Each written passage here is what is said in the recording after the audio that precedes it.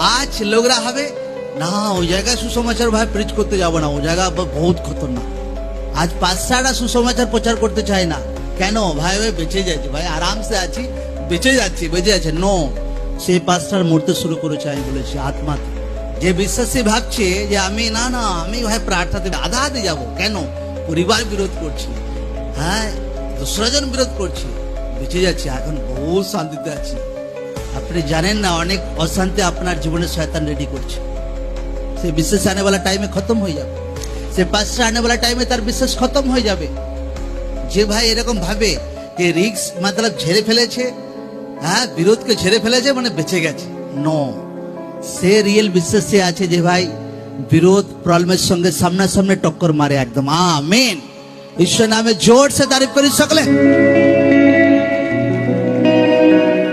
Amen.